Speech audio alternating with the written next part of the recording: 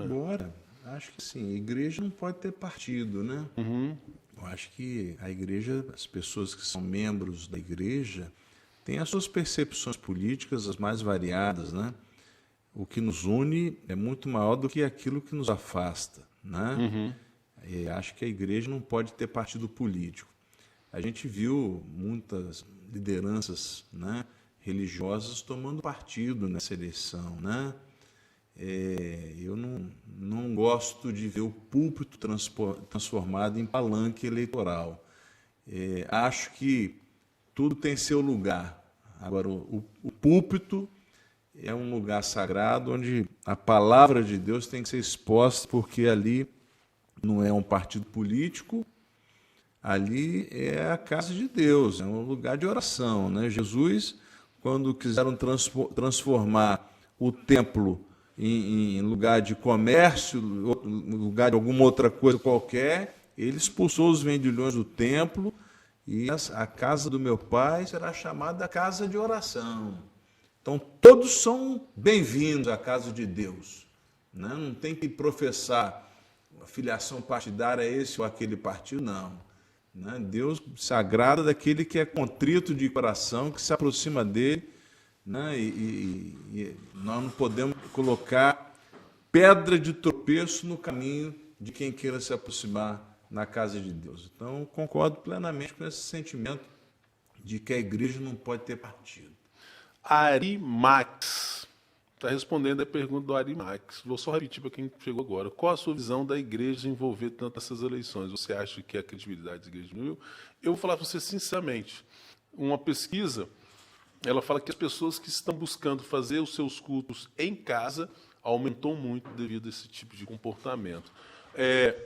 A minha opinião, sou totalmente contra.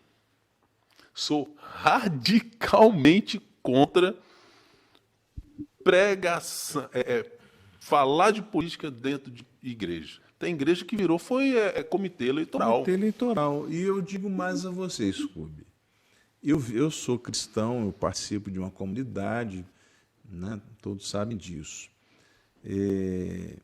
Quanto mais a liderança religiosa utilizava o púlpito para fazer sua pregação política, partidária, eleitoral, mais o povo se impacientava com aquilo e decidia votar contra o candidato que estava sendo prestigiado naquele púlpito. Você já viu isso? Muita gente votou contra o candidato que estava sendo defendido no púlpito, porque estava votando contra essa utilização despudorada do púlpito sagrado para fazer pregação de candidato A ou candidato B. Muita gente votou para derrotar o candidato do fulano de tal, do pastor fulano, do padre fulano. Muita gente do banco votou contra. Verdade. E aí o voto é secreto. Na sua expressão do que você pensa, que está no seu coração, você vai lá e dá o seu voto para manifestar o seu sentimento. Então, assim, os púlpitos foram muito utilizados em favor do candidato Bolsonaro. Né? É verdade que pode ter acontecido o contrário também, mas o que a gente eu vi mais uma forma de o que a gente viu nas igrejas evangélicas, de forma geral, em muitos púlpitos, foi a pregação, né, em defesa do candidato oficial.